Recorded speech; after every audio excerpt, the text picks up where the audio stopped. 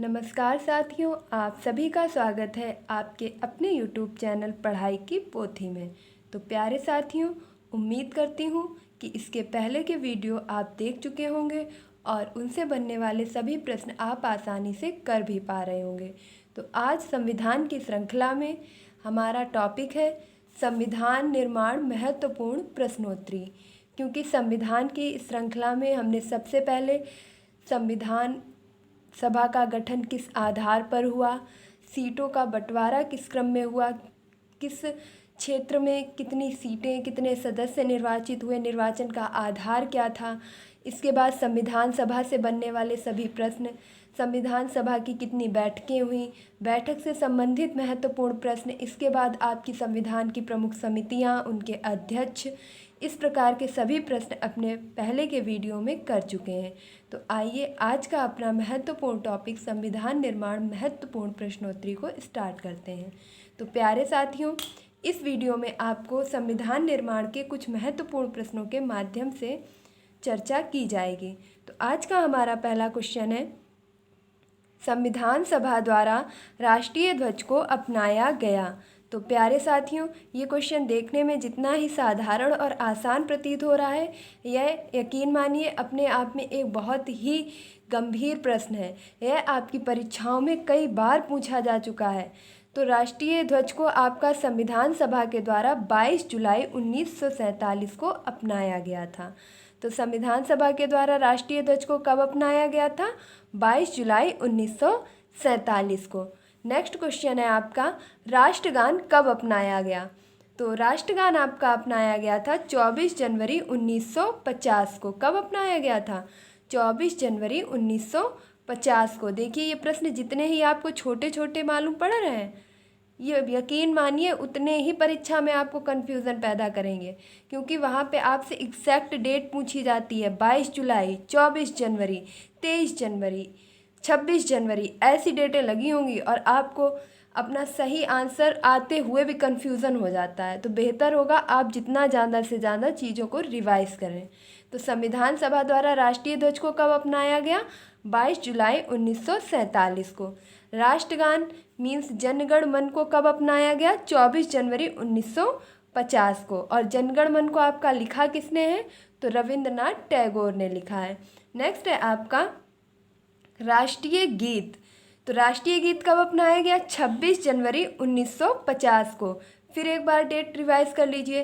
राष्ट्रीय ध्वज 22 जुलाई 1947, राष्ट्रगान 24 जनवरी 1950 और राष्ट्रीय गीत नेक्स्ट 2 दिन बाद 26 जनवरी 1950।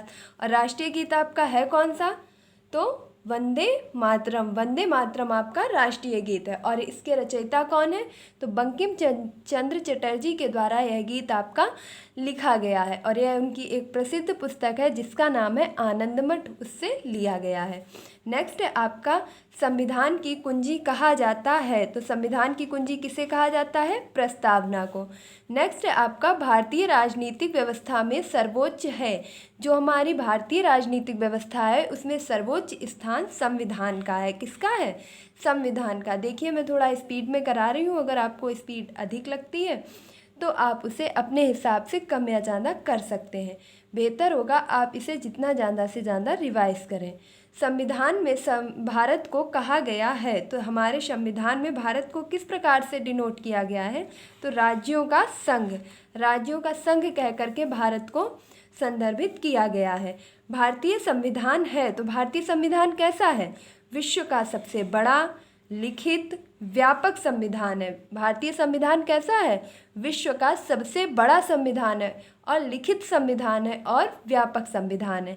क्योंकि हमने आपको पिछले वीडियो में भी बताया था, सबसे पहला लिखित संविधान किसका है? तो अमेरिका का है।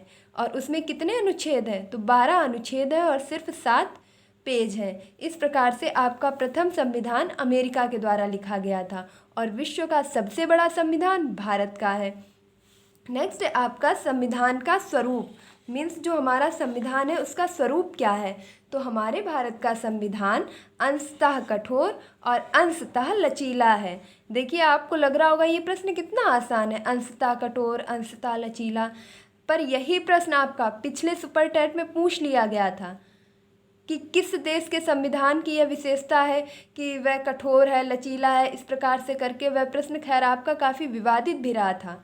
तो बेहतर होगा आप तथ्यों को गौर करके सुने और समझें। तो संविधान का स्वरूप कैसा है? अंशतः कठोर है और अंशतः लचीला है। उसमें काफ़ी लोगों ने ये टिक कर दिया था कि संविधान जो है भारत का वह लचीला है। तो सिर्फ लचीला नहीं है, अंशतः कठोर है और अंशतः लचीला है।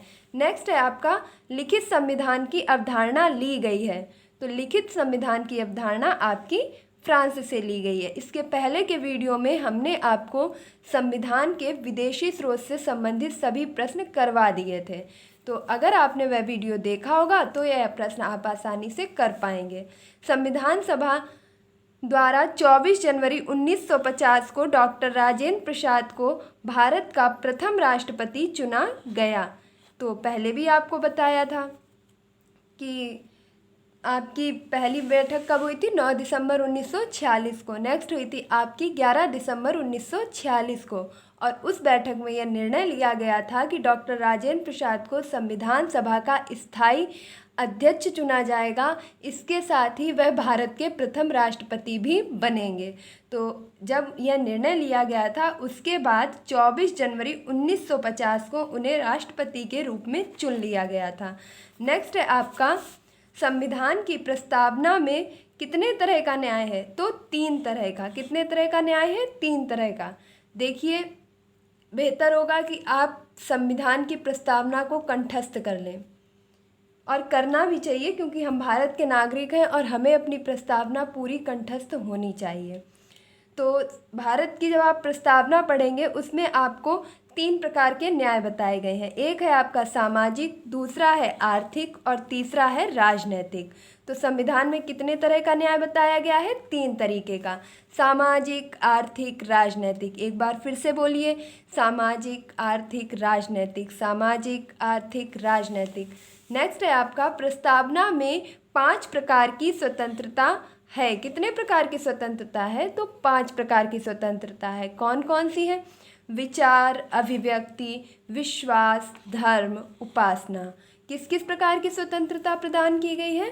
तो हमें विचार की स्वतंत्रता प्रदान की गई है, अभिव्यक्ति की, विश्वास की, धर्म की और उपासना की। यह 5 प्रकार की स्वतंत्रता हमें प्रस्तावना के द्वारा प्रदान की गई है।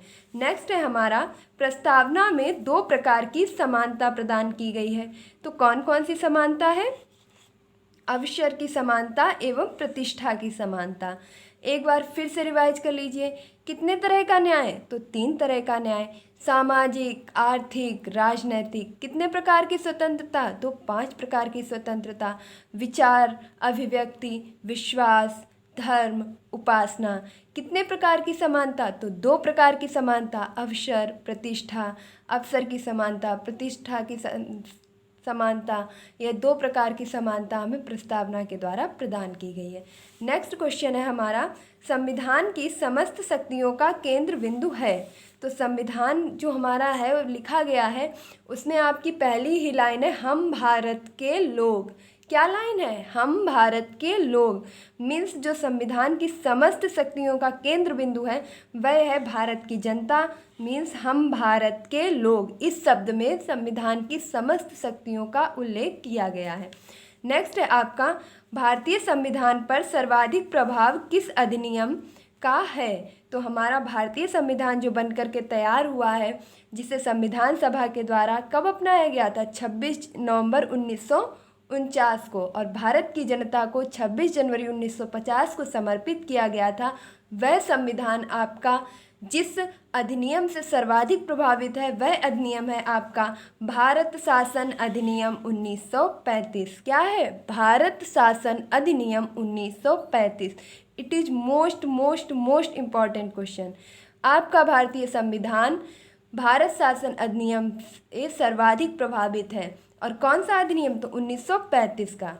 नेक्स्ट है आपका संविधान सभा में कुल अधिवेशन हुए। तो कुल कितने अधिवेशन हुए? 12 अधिवेशन हुए।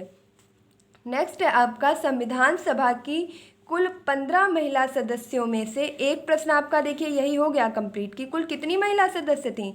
तो 15 महिला सदस्यों में से एकमात्र मुस्लिम महिला थी, एकमात्र मुस्लिम महिला, और जिनका नाम था बेगम अयाज रसूल।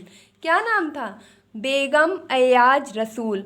तो संविधान सभा के निर्माण में कुल 15 महिलाएं थीं, जिनमें से आपकी एकमात्र मुस्लिम महिला थी जिनका नाम था बेगम अयाज रसूल। तो आइए हमेशा की तरह एक बार फास्ट क्विक रिवीजन इन सभी प्रश्नों का कर लेते हैं। तो जैसे कि आपका पहला क्वेश्चन था कि संविधान सभा द्वारा राष्ट्रीय ध्वज को कब अपनाया गया, तो 22 जुलाई 1947।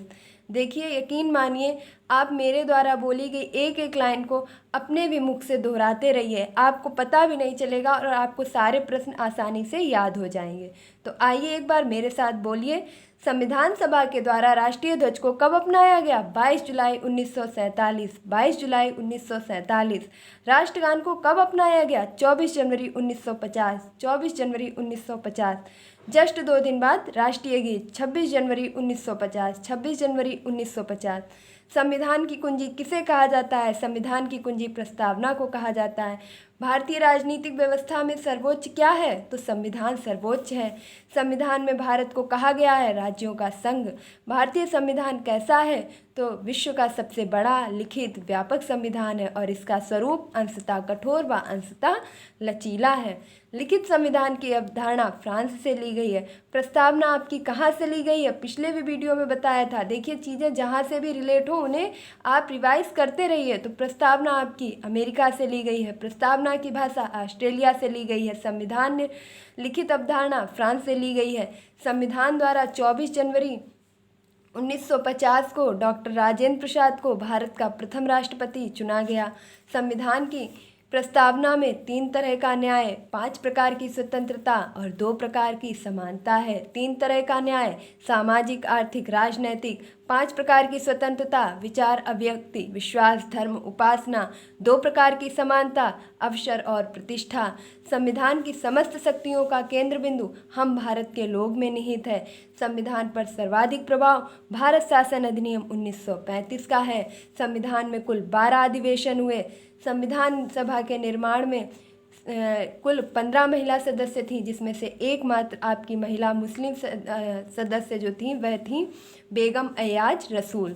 तो प्यारे साथियों, उम्मीद करती हूँ कि मेरे द्वारा बताए गए यह सभी प्रश्न आपकी परीक्षा की दृष्टि से अति महत्वपूर्ण है और आप अब इन्हें आसानी से कर भी पाएंगे। देखिए, यह बिल्कुल मत सोचिए कि ये प्रश्न आपके आसान है और सरल हैं। गलत वही होता है जो आसान होता है।